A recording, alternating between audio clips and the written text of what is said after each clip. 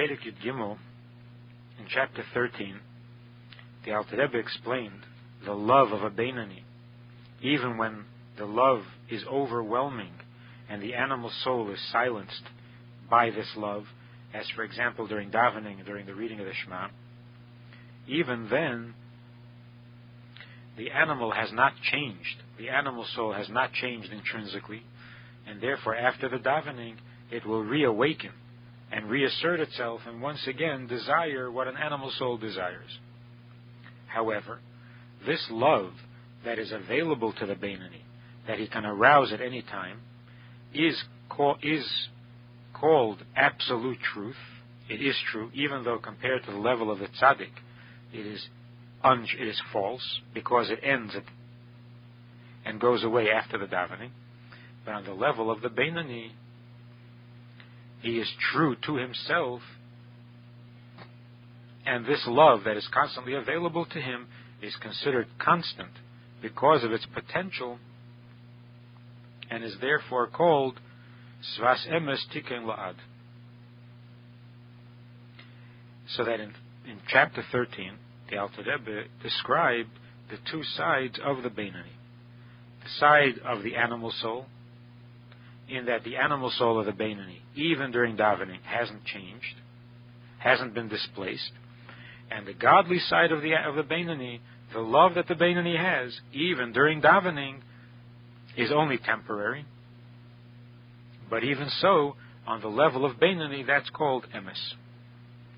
Now, Perek Yud Daled, on page 38, the number at the bottom of the page is 60. V'hinei midas ha-Beinani hi midas kol adam. The attribute of the Beinani is the attribute of every person, v'achareha kol adam yimshech. And towards this level, every person should strive. The Rebbe says here that it is the midah of the Beinani, the attribute of the Beinani, that is for every person, and every person should strive for it, but not necessarily the madrega of the Beinani, as we'll soon see. Shekol adam yachol liyes Beinani b'chol eisa b'chol shah.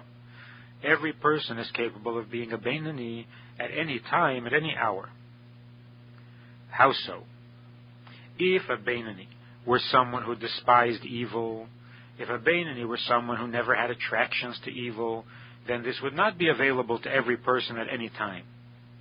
But since the Beinani doesn't have to despise evil, he has only to control the expressions of his animal soul. This is something that every person can do. Ki ha-Beinani einei meiz bara. A Beinani doesn't despise evil, shezehu davar hamosar lelev, because despising is something that depends on the heart. V'loi kol ha'itim shaveis, and not all times are equal for the Beinani. There are times when he's more inspired, there are times when he's less inspired. So in the times when he's more inspired, like during davening, then it is easier for him to despise the evil. But in times that are not as conducive, times that are not helpful to the Beinani, he doesn't find it within himself to despise the evil. Ella, what then does the Beinani do? Sur mirava seitev, he avoids the evil, and he does good, dahainu, which means bepeil mamish. In behavior, in action, he avoids the evil and he does the good, which is b'maisa diberu machshava, in thought, speech, and deed. Here the Beinani does good and avoids evil. Shebahem, because in the three garments of the soul, which means in behavior, habechira v'hayecheles v'hayeshus nesuna l'chol adam, the choice and the ability and the permission is given to every person. La seiso ledaber v'lachshev, to do and to say and to think, gam mashehu neget taivas libe, even that which goes against the desires of the heart, v'hafcha mamash, even to do the exact opposite of what the heart desires.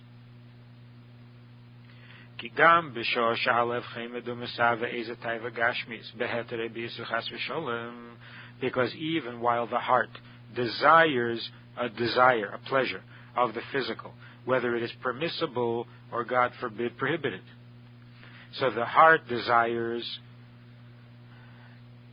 even in the Beinoni, even that which is prohibited, then even then, Yochel is Gabir.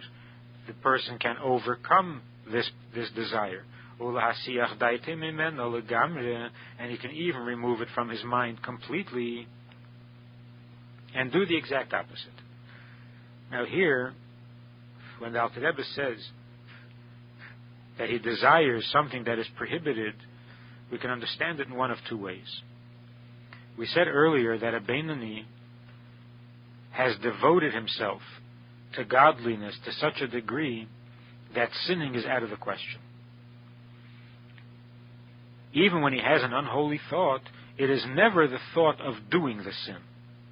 It is merely the awareness of the inherent pleasure that exists within the sin. But he's not interested in doing it. He would never consider doing it. And he can't, in fact, bring himself to do it. Not because he despises the evil, but because he's committed himself to God, and he's given away his own balabatishkeit. He is no longer his own boss, and therefore it is not up to him to decide whether he can do it or not. God has already decided that this is prohibited, and therefore he cannot do it.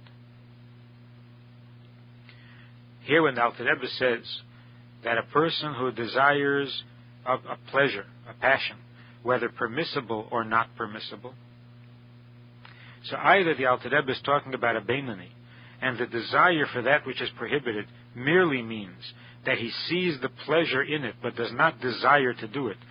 That would not be a Beinoni, that would be a Rasha. Or the Alter Rebbe is talking about somebody who is not a Beinoni.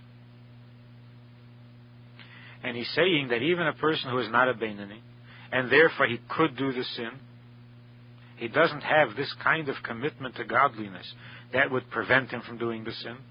Even he can stop himself with the following advice that the Rebbe is going to give. Even one who is not a Beinoni can control his behavior. And that would explain why the Alter Rebbe says Midas HaBeinoni at the beginning of the Perek, that the Midah of the Beinoni is for everybody, but not the level of the Beinoni. So that even one who is not on the level of a Beinoni can still practice the attributes of a Beinoni in refusing to sin and doing the mitzvah, even though it's a level lower than the Beinoni. At any rate, how does one say no to the desire of the heart and refuse to sin, or refuse to indulge in a physical pleasure, even if it's permissible? So the Rebbe says, Ba'omrei lelibe.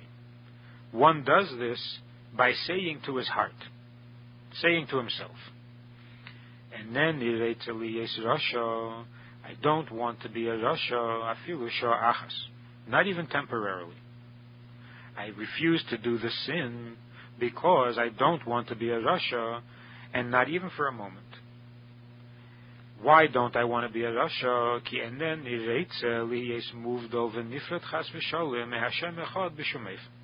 Because I don't want to be severed. I don't want to be separated from the oneness of God, God forbid, in any way at all, not even in thought alone. And what would separate and sever me from God? The Pasuk says, your sins separate you from your Father in heaven. So I don't want to be separated. Therefore I don't want to be a Rasha. Therefore I don't want to do the sin. What then do I want? I want to cleave to God with my nefesh, ruach, and neshama, and that is accomplished by being clothed in the three garments that are God's,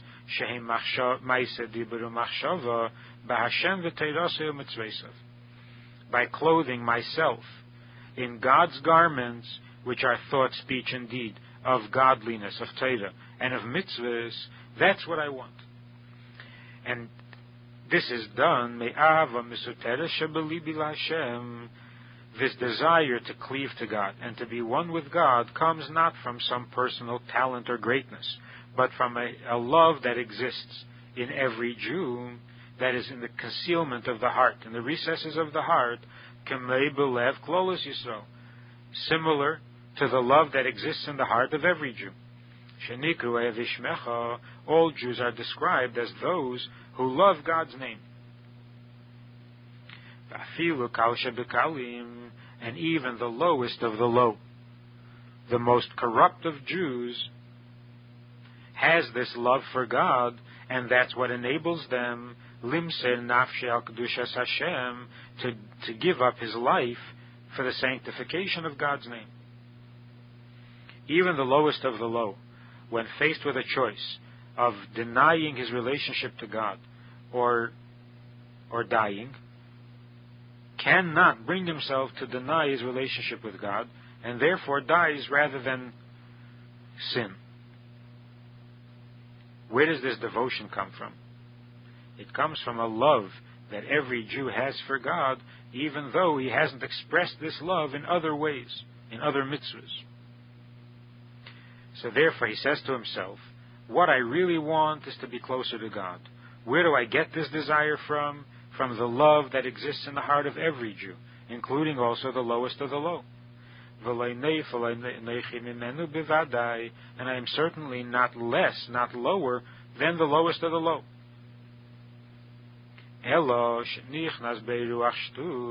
Why then is the lowest of the low so sinful if he has this love, and the love makes him want to be closer to God and not be separated from God? So how is it that the lowest of the low becomes the lowest of the low? It's because he was overcome. There entered into him ruach shtus, an insanity. The truth is that because of this inborn love that every Jew has for God, it is impossible for a Jew to sin. A sin separates you from God, and that goes against the grain of every Jew. And therefore, by nature, a Jew cannot sin. How then do we manage to sin? It's because we deceive ourselves. It's an insanity. We convince ourselves that even after the sin, I will remain in the same status, I will retain the same level of attachment and closeness to God as before the sin. And although that can't possibly be true, yet we convince ourselves that that is the case, and because we're convinced that our relationship will not suffer, that allows us, enables us to do the sin. But where it is obvious that this sin I'm about to do will sever me, God forbid, from God, then I am incapable of doing that sin. Just like a person can do things that are unhealthy to himself, because he's not convinced that this could be detrimental to his life, whereas anything that is obvious and clearly a threat to his life, he cannot bring himself to do. In the same way, we select out certain mitzvahs which we see clearly will sever us, certain sins which we see clearly will sever us from God if we commit them, but then other sins, we dismiss them as not having an effect on our relationship with God, even though that's totally irrational, because every sin does have an effect. Therefore, the lowest of the low became the lowest of the low by deceiving himself into believing that even if he sins, he remains connected to God. And his soul will not be separated, distanced from the God of Israel. V'gam. This describes his attitude towards the sin. What about himself? He forgets, overlooks the love that he has for God in his heart, and therefore doesn't feel the need to get closer to God. So two things. He forgets the love, and he doesn't recognize the damage of the sin. As a result, he permits himself, he enables himself to do the sin. Avalani, the person goes on to say to himself, but I don't want to be a shaitan. I don't want to deceive myself lichper ha'emes, in denying the truth and making believe that the sin won't separate me. He obviously has not forgotten his love for God. That's why he's going through this whole struggle. So he's not like the lowest of the low, in that the lowest of the low forgets about his love for God. This person has not forgotten his love for God. He also can't do the other thing that the lowest of the low does, deny the fact that a sin separates you from God. He says, I can't do that. I can't deny the truth, and therefore I cannot do the sin. And this is very different, a very different approach to discipline and to refusing to sin from that which has been the traditional classical approach, where the person says to himself, the sin is beneath me. This indulgence, even if it's not a sin, is beneath me because I am special, because I am higher, because I am more intelligent, and so on. And in that way, remove yourself from sin by elevating yourself. The Alter Rebbe suggests a totally different approach. It is not because of me. It is not that I am better, because I am too good to sin, because I am too special to sin. The reason you don't sin is because the sin is a sin. And if we went over the steps of that which a person should say to himself, we find here a very impressive and necessary consideration. When a person has a desire to indulge in some activity, whether it's permissible or not, and he tells himself, I'm not going to do it, the obvious question that his Yetzer Hara will present, the obvious question that an outsider will ask, on what grounds and for what reason does one refuse to do a sin that one desires to do? So if a person says, I'm not going to do the sin, I'm too good for it, what does it mean you're too good for it? You're the one who desires it. You're the one who has the passion. So to say I'm too good for it doesn't seem to be an honest statement at all. It's certainly not a humble statement. So the Alter Rebbe says that when a person is in the throes of a temptation to do a sin, he stops himself from doing the sin by saying to himself, I will not do this sin, I don't want to be a Rasha. So the Yetzer Hara says, you do the sin only for a moment. Later you'll do tshuva. So you're not going to be a Rasha. It's not going to affect your whole position, your whole condition, your whole status. It'll only be for a moment. He says, no, not even temporarily. I don't want to be a Rasha even temporarily. So the Yetzer Hara says, how can you say that? How can you say that? Here you have a desire to do the sin, and you can turn around and claim that you don't want to be a Rasha even for a moment.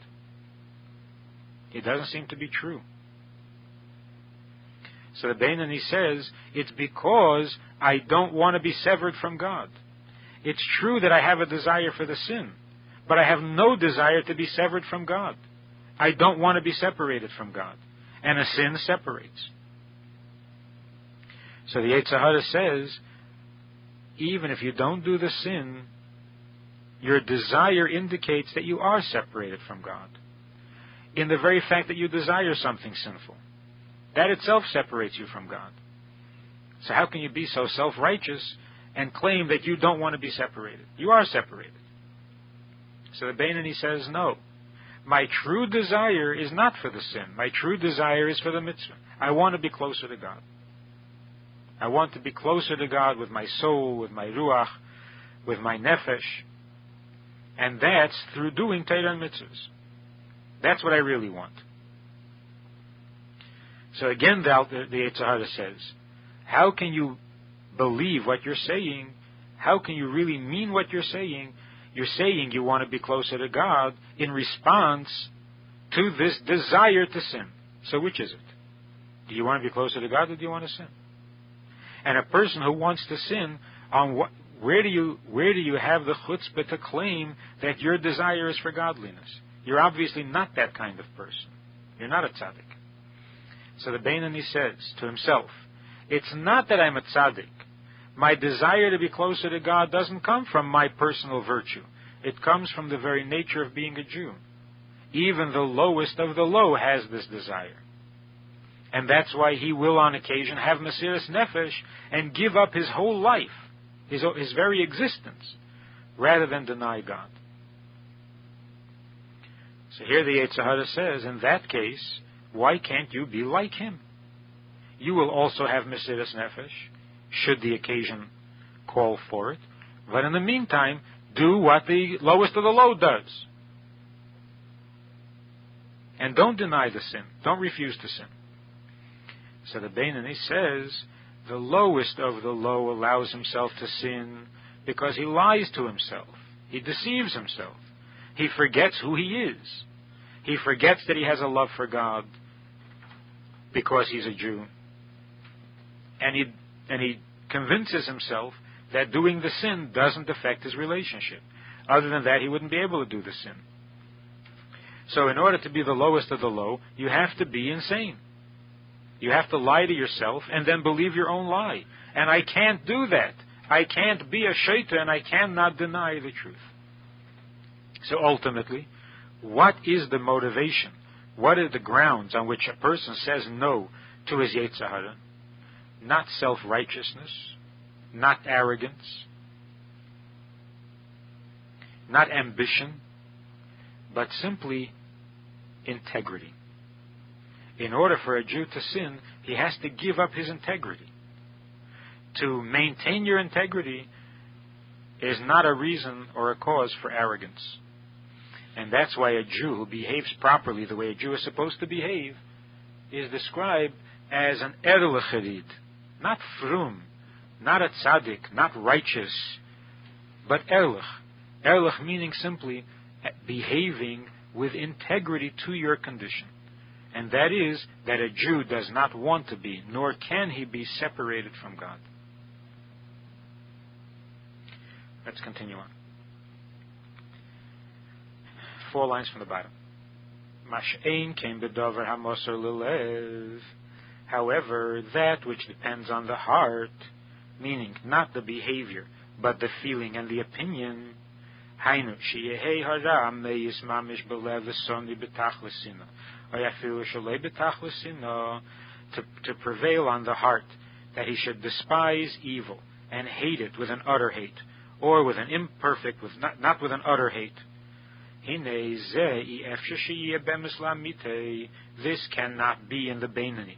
It cannot be with absolute truth.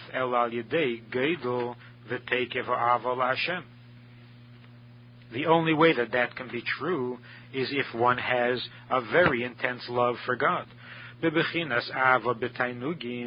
On the level of love with pleasure, higher than the level of fiery love. To take pleasure in godliness, similar something of the experience of the world to come. The world to come is where the soul takes pleasure in godliness. This means in heaven, not Mashiach. And this pleasure that a person feels in his love for God while on earth, this is a taste of the world to come. So only a person who has that kind of love can truly despise evil, because the pleasure is channeled completely and exclusively into godliness, leaving no pleasure for the physical, for the unholy. And when there's no pleasure at all for something, then it is despised. And concerning this ability to take pleasure in godliness, the sages say, that you can get a taste of your world to come while you're still alive in this world, and not every person merits this. This is not something that every person can accomplish for himself, because this has to be given, and not every person deserves to have it given to him. Because this is not part of the job, part of our obligation. It is more part of the reward for our work. And not every person is rewarded while still on earth. That the level of the kohen is described as a gift. That this Aveda of the Kayin is given as a gift. And the Kayin is associated with the love that is also pleasure. Tainug. As explained elsewhere. And we see that this is described as a matana. It is not something a person can accomplish or acquire on his own. It has to be given. And not every person merits to have it given. And that's why Eve said, you created tzaddikim. The Alter Rebbe asked in the first chapter of Tanya, how could Eve say that God created the tzaddikim and the rishoyim? Isn't that a matter of free choice? But now that the Alter Rebbe has explained that the level of tzaddik is not something you can acquire on your own. Rather, it is a gift given as a reward for your avodah. Therefore, it now makes sense that Eve would say God created tzaddikim, because the condition, the state of a true tzaddik is in fact a given state, not something a person can acquire on his own. And later on in Tanya, the Alter Rebbe will explain the second half of the statement. How did Eve say that God created Rishoyim? Look at the Isa b'tikunim sheyesh b'neshamas Yisrael kam mimine madreges u'bechines. He says in the Tikkunim, in the Zohar, that there are many different levels of souls among Jews. There are souls that are Hasidim, not just people who are Hasidim, but there are souls that are Hasidim. There are souls that are Giberim, Hamizgabrim al Yitzram. There are Morei Teira. There are Nevi'im. There are Tzaddikim, etc. So we see that the level of Tzaddik is similar to the level of Navi. One doesn't become a Navi on his own. In the same way, one doesn't become a tzaddik on his own. This is a description of the neshama that is given. So if you're given a certain kind of a neshama, then you have the ability to be a tzaddik. If you're given a different kind of neshama, then it may not contain that potential. You may not be able to be a tzaddik. Because a tzaddik is one who despises evil, and in order to despise evil, you have to have this love with pleasure that is a reward or a taste of the world to come, and this is given only to certain people. Whereas the Beinoni, although he is perfect in his avoidance of evil and in his doing of mitzvahs, in terms of performance and behavior and thought, speech, and deed, but when it comes to the desires and to the appetites of the animal soul, the Beinoni has not changed his animal soul and has not eliminated all desire for the physical pleasures in his animal soul, because if he would be on the level of tzaddik, and not every person can be on the level of tzaddik. In the Hayom Yom, for the 21st of Teves, Chaf Aleph Teves, the Rebbe writes that the Frierdiker Rebbe once met a water carrier with buckets full of water on his shoulders. And then he remarked that when one meets water, encounters water, there's a statement from the Baal Shem Tov that one is supposed to say. And that is, you're supposed to say that when you meet water, when you encounter water, one is supposed to say that the Baal Shem Tov says that when you meet water, you are supposed to say that it is a sign of blessing.